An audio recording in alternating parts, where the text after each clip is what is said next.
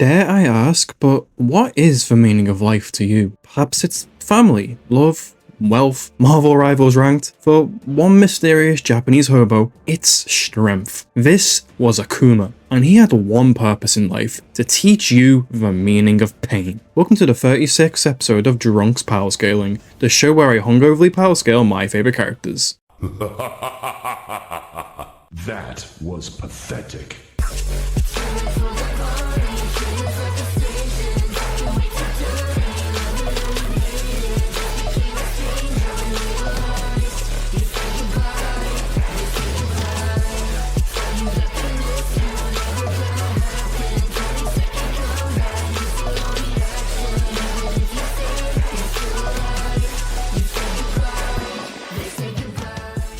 Akuma was nothing less than a force of nature, killing his master and seemingly his brother. He wandered the world in search of the one who could potentially match his strength and teach them the weight of the demon, as Akuma became the strongest street fighter out there. To be known as this, he needs quite the variety of techniques. For starters, Akuma is a master of the Ansatsuken fighting style, also known as the Assassination Fist. With it being stated, Akuma has mastered it to perfection. You know how Akuma and Ryo are what people call Shotos? Well, that's largely because their fighting style is based on Shotokan karate, as well as some judo and kempo, just with some fictional flair to it. Akuma took on the darker side of the Ansatsuken. Every attack from Akuma is meant to kill a normal person. It's even allowed him to counter and survive against ki-based pressure point attacks from the likes of Gen. Speaking of, Akuma can sense ki in others, including from miles away. Somehow he can even mask his own ki and release it in a burst of energy, as well as deflect it. Hell, just by stomping he can negate projectiles. He can even engulf his basic attacks in flames. And interestingly, Ansatsuken users have a small resistance to precognition, as even professional fortune tellers cannot tell their future because they fight against the future. Cool. He's learned a variety of techniques during his training. There's his signature projectile, the Go Hadoken, which can be fired downwards or imbued in fire. There's the iconic Go Shoryuken, as well as the Tatsumaki Sankyokaku. With focus attack, he gains invulnerability and stuns foes. He can parry attacks, and buff his damage by nearly 45%. And with Kongo Kokuretsu-san, he unleashes massive amounts of dark energy onto the ground. This isn't too different from the Sekiya Koretsuha. He can even fire massive Go Hadokens, as well as a super move version of Go Shoryuken, and shocker, a super version of the one I refuse to say. With the Demon Armageddon, or the Akuma Copter, he launches enemies off the ground before kicking straight through their bodies. And with Sip of Calamity, he can end your life with a single ki-powered punch. He got so good at these techniques, he could kill someone in just 3 attacks, or fight off armies of demons. Even Seth, someone who had copied most of the cast data, claimed Akuma was one of the scariest on the planet. Some pretty dark stuff here, right? I mean, Ansatsuken is just karate with fireballs after all. Well, there's a reason for that. The Satsui no Hado, literally translating to surge of murderous intent, the Hado is a corrupting spiritual energy throughout the world, a malicious aura driving the wielder mad. The Hado is most effective when the wielder is backed into a corner and motivated by winning alone. Akuma here has fully accepted the Hado, to the point he's fully sane somehow whilst using it, manifesting as a red aura that distorts the very air around him. This would also suggest a resistance to corruption. It also grants him some unique abilities other practitioners of Ansatsuken can't perform, like minor telepathy, a minor healing factor, teleportation, including across countries, form of telekinesis, and with the Ashura Senku, he's able to phase past opponents and avoid attacks, cloaking himself in illusions to create after images. He has a resistance to strong electrical bursts, volcanic heat, pressure point attacks, and soul absorption, maybe.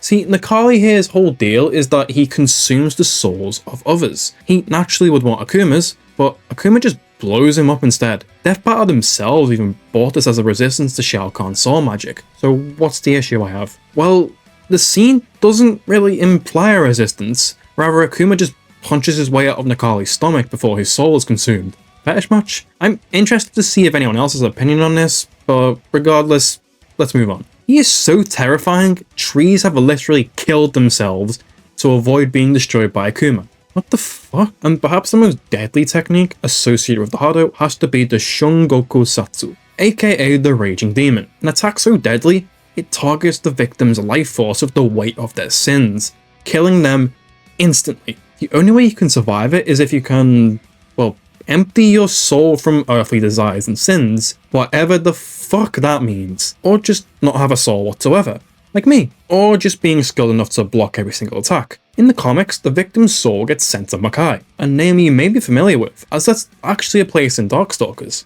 Anyways, by further tapping into this Dark Hado, he turns into Shin Akuma, gaining an unknown multiplier in strength and speed. Oh, and he can just eat a rice ball to do this as well, somehow. But when he allows the Hado to fully take over, he becomes Oni, my edgy 8-year-old self's wet dream back in 2012. He gains new electrical and demonic properties to attacks, he can levitate, fire a giant Go Hadoken called the Meido Go Hado, which is the shape of his kanji, or the Tenchi Sokaigen, Oni's signature finishing move.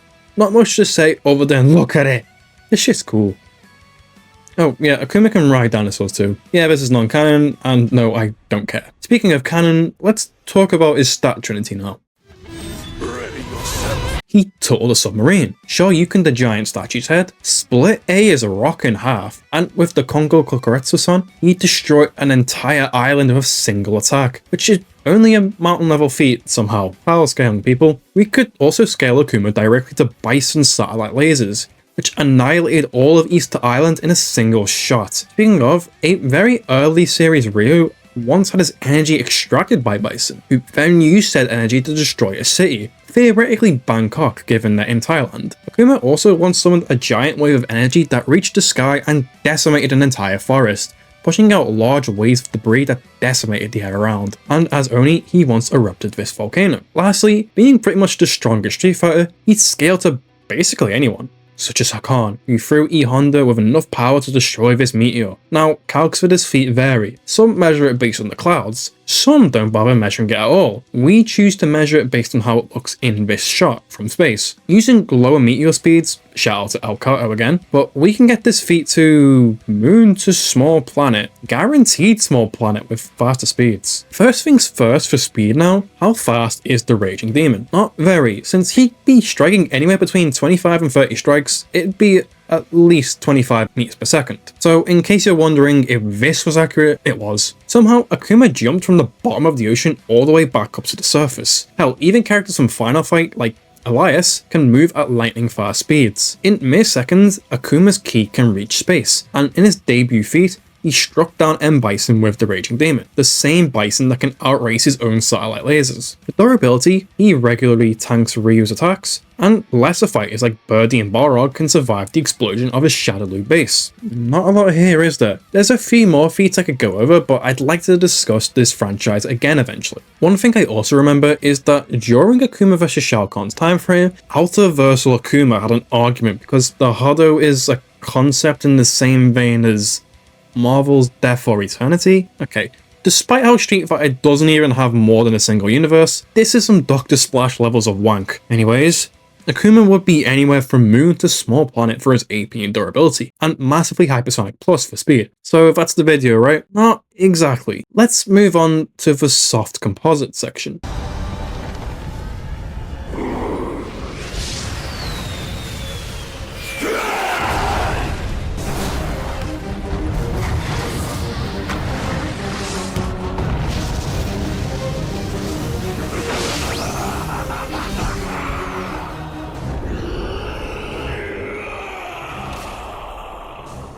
Okay, so here's where we get a bit experimental. You may have noticed I only stuck to the mainline games. That's because they're all you can justify for canon, as well as Final Fight. The manga, Udon comics, etc. all take place in their own continuities and timelines, meaning we have to dip into soft compositing to make it work. Don't get me wrong, soft compositing is fine in a lot of cases. My last episode is littered with it, but Pokemon kind of relies on soft compositing, otherwise you can't even use the anime. I only wanted to make a separate section due to the Street Fighter scaling not being talked about much. Let's start with the Udon comics. They are blatantly not part of the main canon, making their own stories with blatantly different events that contradict canon, but Death Battle clearly have no issue with it all, and I think these are absolutely fine to use on paper. The same as the Mortal Kombat comics, and the same logic can be used for the old manga, hence why I added the exclusive abilities. So let's go over some feats. Akuma has kicked the head off a giant rock demon, dodged several attacks from Gen, who stated he'd never seen such speed before. Speaking of, one of their fights was seen as nothing but a blur, and he survived one of Gen's most deadly attacks. He dodged a combined attack from Ryu and Ken faster than eyesight, and your average Satsui user can casually survive the recoil of large building-sized explosions. As Oni, he can teleport out of either Ryu's attack before it could land, and he survived being launched through a mountain. In relation, he got smashed against a volcano by Oro,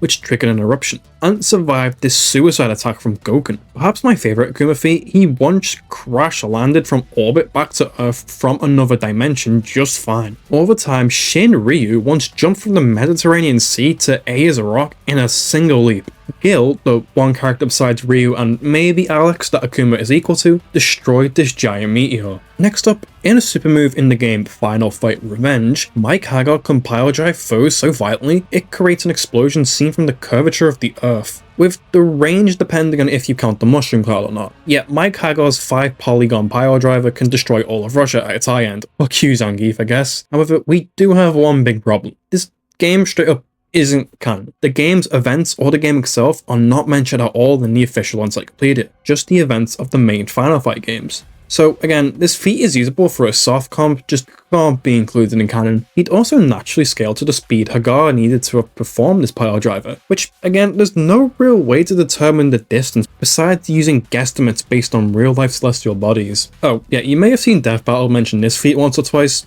It's not even usable for a soft comp, it's straight up from a crossover game. But if you really want to get nuts, in Street Fighter EX, Cracker Jack can bat someone so hard they reach Jupiter in seconds. Oh, and for good measure, he can hit you to Uranus as well. So is this usable? The official timeline translation states the EX games are an alternate timeline based on Street Fighter 2's events, with exclusive characters like Cracker Jack. But an alternate timeline doesn't mean scaling isn't valid. It depends on context. And as mentioned, this game is just SF2 but polygons. It should also be noted that characters from EX are canon to the main games. We may say this feat is an outlier due to the silliness, yeah, I'd understand, but if you think Hagar's polygon explosion is okay and this isn't, ugh. Okay, so let's conclude this video with one teeny tiny Udon feat I left out. The Darkstalkers crossover. This is canon to Udon, so it has to be used if we're soft compositing. Why does this matter? Enter Jeddah Doma, who after a brutal defeat is cast into the void between dimensions, outside of time. Here, he creates a pocket dimension of space-time out of his own mind and blood magic. So yeah, casual universal Jeddah. He then breaks out and with the power of this pocket dimension, creates the fetus of God, a being that would break not just into the human world, but into every world. So over time, this would be a multiversal baby. Akuma eventually goes on to kill Jeddah with a demon-slaying sword, and the cast can pretty blatantly harm him, right? Not really. Jeddah's regeneration means none of those attacks do anything to him, and this isn't changed until Gil just rips his heart out. And given Jeddah's universe creation has nothing to do with physical power or durability, these attacks that harm him don't impact scaling at all. Now, it's made pretty clear that your top tier Darkstalker is too strong for your top tier Street Fighter, plenty of times. So no, Cosmic Akuma is not happening anytime soon. So overall for stats, soft comp Akuma still retains the physicals of canon Akuma, but for speed, scaling to Hagar, we can get anywhere within the relativistic ranges. Again, calculating speed for that feat is weird, but if you want to equate Cracker Jack's feat as a speed feat, which is very questionable, then massively faster than Light Plus. Again, because it's not a projectile, it's tricky to equate it directly to any form of speed really. It's noteworthy if you really want to make an argument though. Oh, and in case you're wondering, Shao Kahn still absolutely necks Akuma. That was a shocking amount of detail to cover, and a really big passion project on my end. So I hope you enjoyed. Stay safe, and as always, be excellent to each other.